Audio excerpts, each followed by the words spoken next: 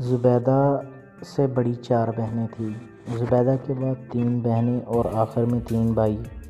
بڑی بہن تو زیادہ نہ پڑھ سکی، کسی نے میٹرک کیا اور کسی نے مڈل کر کے گھر سنبھال لیا۔ سلائی وغیرہ کرنے لگیں۔ زبیدہ نے جیسے تیسے کر کے انٹر کر لیا۔ گھر کے حالات دیکھتے ہوئے گارمنٹس فیکٹری میں نوکری کر لی۔ تھوڑے دنوں میں سیٹھ کی نیت زبیدہ پر خراب ہو گئی۔ اس نے زبیدہ کو میراث دینا شروع کر دی۔ زبیدہ بیچاری سیدھی لڑکی تھی، اسے محنت کا معاوضہ سمجھتی۔ جب سیٹھ کی دال نہیں گلی تو زبیدہ کو دھمکانا شروع کر دیا۔ زبیدہ بیچاری ڈر گئی اور سیٹھ کے جھانسے میں آ گئی۔ سیٹھ اسے استعمال کرتا رہا تو وہ زبیدہ کو فائدہ بھی پہنچا رہا تھا۔ زبیدہ لالچی نہیں تھی، مگر اس کے بونس اور زیادہ وقت لگانے سے گھر میں خوشحالی آنے لگی تھی۔ یہ کڑوا گھونٹ پینے لگی۔ اس کھیل کو 5 سال گزر گئے۔ اس دوران زبیدہ کی بڑی بہنوں کی شادی ہو گئی اور زبیدہ نے پڑھائی سلسلہ شروع کر دیا۔ اسے فیکٹری میں زیادہ کام نہیں کرنا پڑتا تھا۔ زبیدہ کو پڑھائی کا شوق تھا، حالات اس کے مطابق تھے، لہٰذا پڑھائی کا سلسلہ شروع کر دیا۔ سیٹھ کو کوئی اعتراض نہیں تھا، وہ اس کی ہر خواہش پوری کر رہی تھی۔ زبیدہ نے ایم اے کر لیا اور چپکے سے 1-2 جگہ نوکری کے لیے اپلائی کر دیا۔ جب اسے ایک پرائیویٹ کالج سے آفر آئی تو اس نے فوراً قبول کر لیا۔ اس نے فیکٹری اور سیٹھ سے جان چھڑائی اور کالج میں پڑھانے لگی۔ وہ اس سے چھوٹی تھی اور رشتہ زبیدہ کے لیے آیا تھا۔ وہ شادی نہیں کرنا چاہتی تھی۔ اس کی ماں بھی کماؤ بیٹی کو کھونا نہیں چاہتی تھی۔ زبیدہ کو شروع میں محسوس تو ہوا، جب اس کی ماں نے رشتے کی انکاری پر ذرا بھی اصرار نہ کیا، فوراً چھوٹی بہن کے لیے ہاں کر دی۔ دوسری بہن کی شادی کر کے اب زبیدہ کی ذمہ داری کم ہو گئی۔ اب صرف چھوٹی بہن تھی، اسکول میں پڑھانے لگی۔ بھائی کافی سمجھدار ہو گئے تھے۔ اس دوران زبیدہ کا باپ نشے کی حالت میں ایک ایکسیڈنٹ میں فوت ہو گیا۔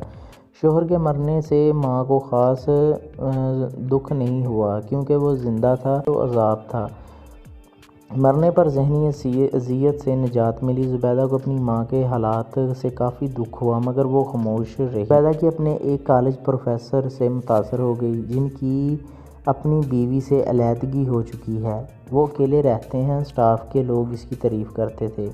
زبیدہ متاثر ہو گئی۔ وہ منتظر تھی کہ کوئی بات کریں۔ پروفیسر صاحب کو اندازہ ہو گیا کہ لوہا گرم ہو چکا ہے،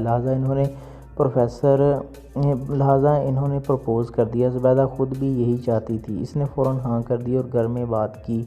زبیدہ کی ماں نے منع کر دی، کیونکہ وہ زبیدہ کو جانے نہیں دینا چاہتی تھی۔ بڑی بہنوں کا اعتراض تھا کہ وہ عمر میں کافی بڑے اور شادی شدہ ہیں۔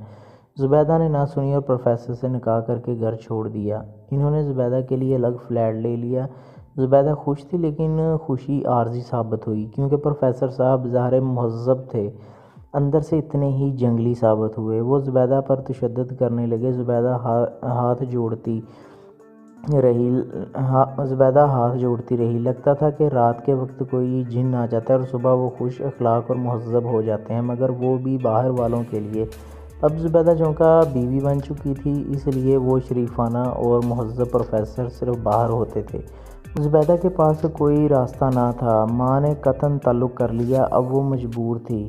ہر ظلم خاموشی سے سہتی رہی۔ یہ کھیل کچھ عرصہ چلا، پھر پروفیسر صاحب غائب رہنے لگے، پوچھنے پر جواب نہ دیتے۔ ایک دن انکشاف کر دیا کہ بیوی واپس آ گئی ہے، وہ اسے نہیں چھوڑ سکتے، اس لیے صرف دن میں آیا کریں گے۔ زبیدہ بہت روئی پیٹی، مگر پکی عمر کے آدمی کا رویہ اور مزاج بن چکا تھا۔ وہ زبیدہ جیسی بھولی اور سادہ لڑکی کو بیوقوف بنا سکتے ہیں، لیکن بیوقوف نہیں بنتے۔ وہ فلیٹ زبیدہ کو دلا چکے تھے۔ زبیدہ خود جاب کرتی، اس لیے گھر سے ہاتھ چھین لیا۔ پہلی بیوی سے 2 بچے تھے، ادھر زبیدہ کو اولاد بھی پیدا نہ کرنے دی تھی۔ صورتحال یہ ہے کہ زبیدہ اکیلی رہتی ہے۔ پروفیسر صاحب بیوی بچوں میں مگن، کبھی کبھار زبیدہ کے پاس آ جاتے ہیں۔ ایسی عورت کو زمانہ رکھیل کہتے ہیں۔ زبیدہ ایسی ہی زندگی ابھی تک گزار رہی ہے۔ تو دوستو، اگر سٹوری اچھی لگی تو چینل کو سبسکرائب ضرور کیجیے گا۔ Thanks for watching.